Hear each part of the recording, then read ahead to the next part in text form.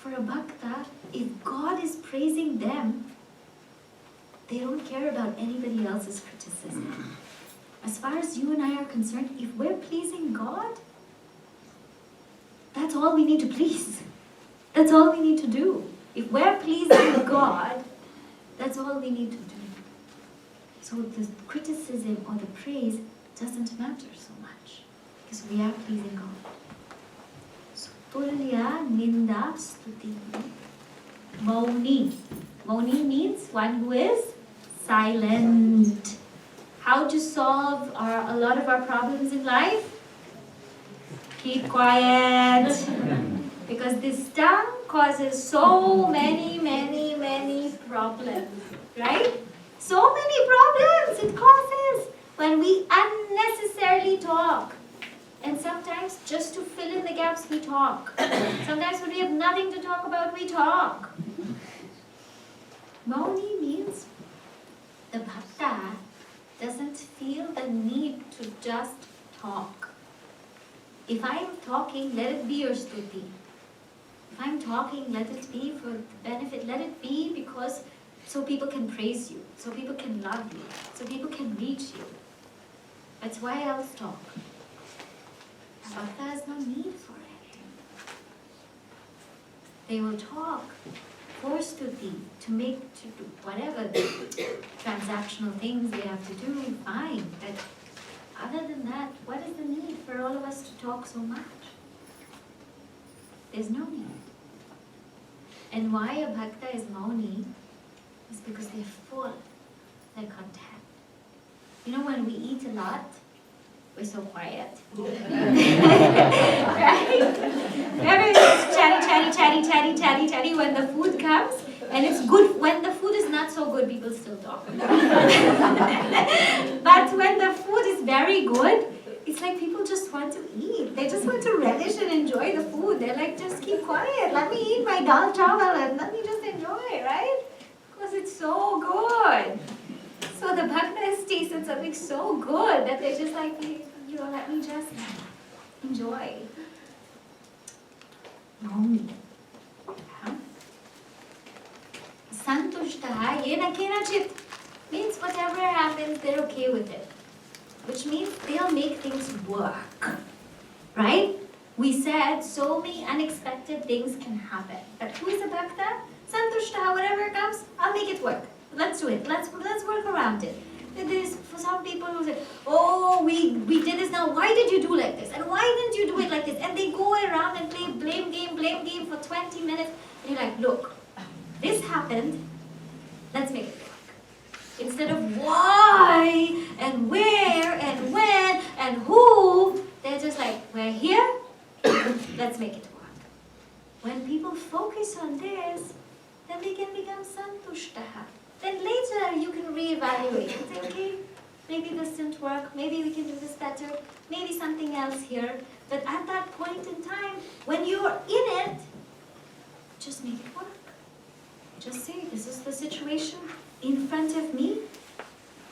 Let's make it, let's do it. So santushtaha yena kenachit aniketaha. One who has no abode, no attachment to any home. Means they're not attached to their comforts. What is home? Home is the abode of comforts. Have you seen when some people travel? How many suitcases they'll bring? A hot water kettle will be there, and then some instant coffee will be there, and then some snacks will be there. Oh my gosh. That whole thing, they will carry their whole house as if that other country doesn't have food. And and water and all of those things. Everything they like to carry. They cannot just walk free. Attached to our home means being attached to our comforts and feeling that we need all of these things, feeling we need to carry it all the time, we need to have these things all the time. When we carry our comforts, we make ourselves weak because we are unable to adapt in other environments. We cannot adapt. So when all of a sudden we're placed in a situation where there's no coffee, we're suffering like crazy. Or when there's no hot water, we're like, what do I do? There's no hot water. It becomes such a big deal. We lose our adaptability when we carry our comforts. So I always tell parents, you please give your children discomfort. Give them discomfort. Don't let them pack their Cheetos and Lay's and all of that. Let them learn how to live without certain things so that they can be adaptable. So if they go somewhere where it's not there, it's okay. If we go somewhere where there's no pillow, there's no bed, so you adapt, you learn how to sleep on the floor. And if we go to some place and oh my God, we're like 6 people to 1 bathroom, you learn how to live like that. And you realize, oh my God, I can do that, right? So Aniketa means that ability to be adaptable wherever I go, and that notion of not needing to carry all my comforts all the time. Travel light, because we never know when we're going to go. So travel light. The more we carry, the more burden it is. And if it's not you two, somebody else has to carry your package. Isn't it? Well, maybe you don't have to carry. You're like, I don't have to carry, so it's okay. Somebody else has to carry it. Well, feel for that other person, no? I mean, we don't feel because we don't see. But it is a burden. It is a burden. So Aniketa, Stiramatihi. Stiramatihi means one who is steady.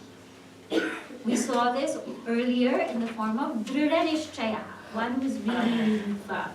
So I told you one who's firm means no matter what obstacle it is, they keep going, they keep going. One who is Stiramatihi means they finish it. Means keep going is not enough. Means finish it. Go till the end. Because some people, they become firm and they say, okay, now I'm tired. I'm tired and I don't know if I can do this anymore. I don't know if I can keep going. I don't know if I can keep seeking. Stiramatihi is keep seeking, seeking, seeking till the end. See its fulfillment. Don't just stop midway. Because there is a goal to be attained. So go until the end. His bhakta is very, very dear to me. Ye tu dharmyamritamidam yathoktam paryupasate shraddhana matparamaha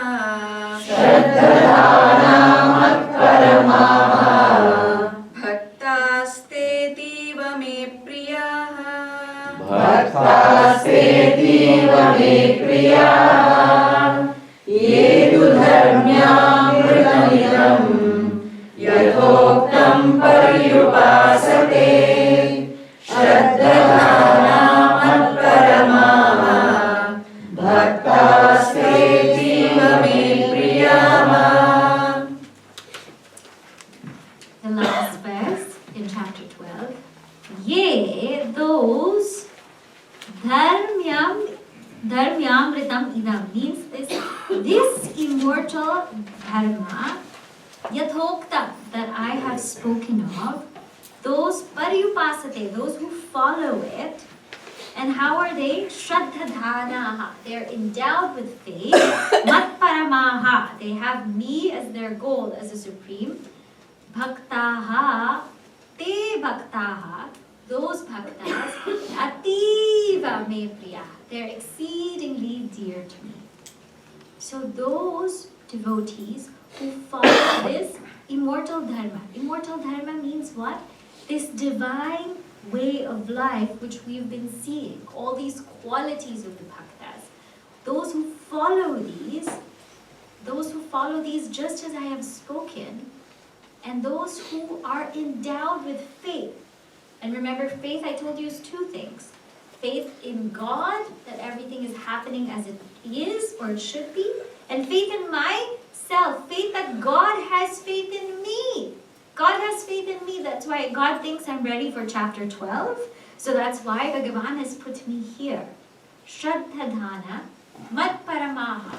Those who regard God as the center of life, those bhaktas are truly dear to me.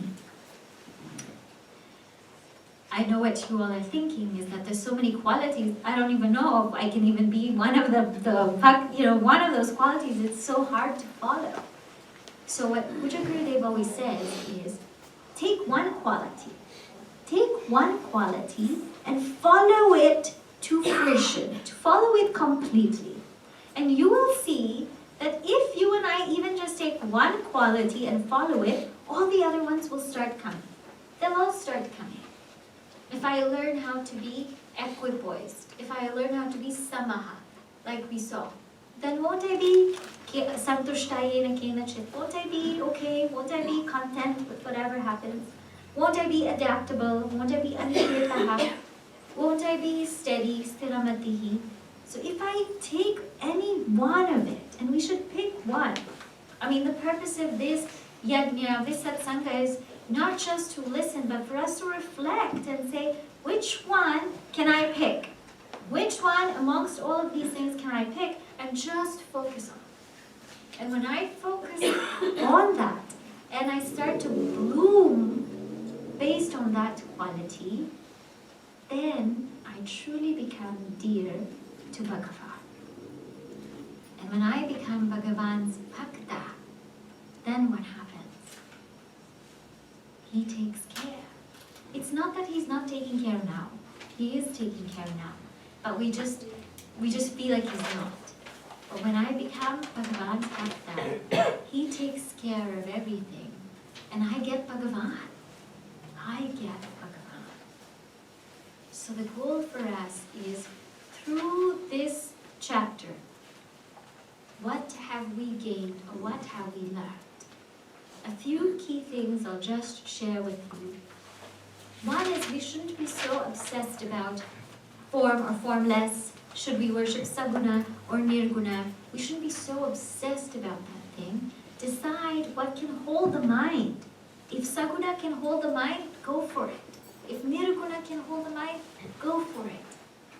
The main aim is to train the mind and to hold the mind. And yes, I have to get to Nirguna Brahma, but the best path is to go via Saguna. And if I am going via Saguna Brahma, what are the practices that I can do? Dhyana Yoga, Abhyasa Yoga, Karma Yoga, and then Karma Phala Tyaga. And these are the levels which I can work on. And when I do this, then these qualities will shine out on me. They will come to me. These qualities like having no hatred for people, feeling like everyone's my friend. We will have compassion. We will have the sense of forgiveness. We will have the sense of equanimity. This divine living will actually come to reflect on us when we become these bhaktas. When we become bhaktas, we meet Bhagavan. So this chapter is to meet God in you, to live in God, but also for God to live in you. So with God's grace and Puja Gurudev's blessings, we complete chapter 12, Bhakti Yoga.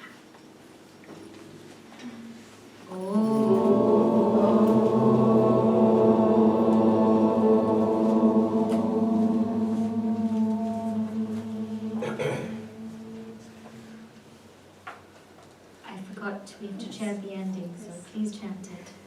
Om Tat Sat. Om Tat Sat. Iti Srimad Bhagavad Gitasu. Iti Srimad Bhagavad Gitasu.